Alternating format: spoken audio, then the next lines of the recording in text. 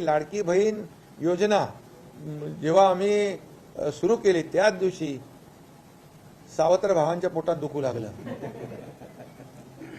आणि त्यांना कळेन असं झालं काय करायचं. आणि मग म्हणाले लाडक्या भावाचं काय.